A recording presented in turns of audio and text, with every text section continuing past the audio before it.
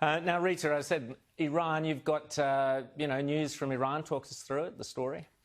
Look, this is a really terrible story. They have executed a political dissident, a journalist who has encouraged campaigns, Rahal Azam, that there he is, who encouraged people to protest against the Iranian regime. They lured him to the Middle East on false pretenses, and then they kidnapped him and took him across the border into Iran.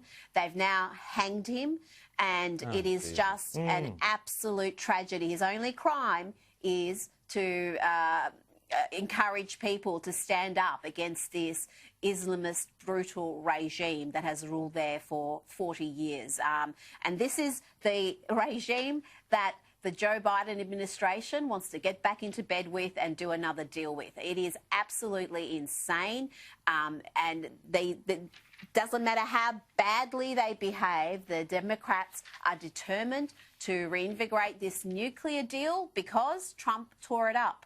Exactly. That's pretty much the only reason. And Trump not only tore that up, he brought peace to the Middle East. We had the news this week, James, of another peace deal. The fourth or fifth, is it, between Israel now with Morocco has signed a peace deal with Israel. This is extraordinary stuff. We never thought many of us thought we would never see this in our lifetime. Arab state after Arab state. Yep. We've had Bahrain, we've had Sudan, we've had the UAE, we've had Kosovo. And let's just remind ourselves, Rita just mentioned the fact that Biden and Harris want to do a deal with Iran. Let's look at who they put as their climate head czar, this genius, John Kerry, who after we've just had 5 peace deals. Let's remind ourselves of what John Kerry said could never be done. Have a listen.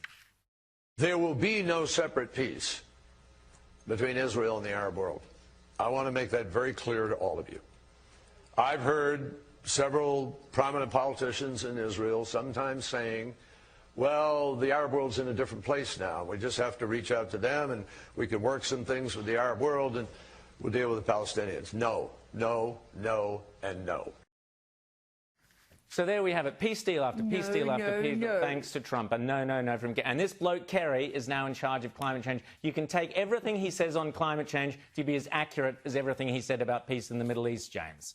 That's right. And what I have never understood is why the left has such an absolute love for the Iranian mullahs. I mean, some of the most repressive, awful people to run a country ever, and they are absolutely in love with him. They have been since Ben Rhodes, who was Obama's architect of the Iran deal, arranged for pallets of cash to be flown over to Iran on C-130 Hercules aircraft, and now they're going to go and make the same mistakes again.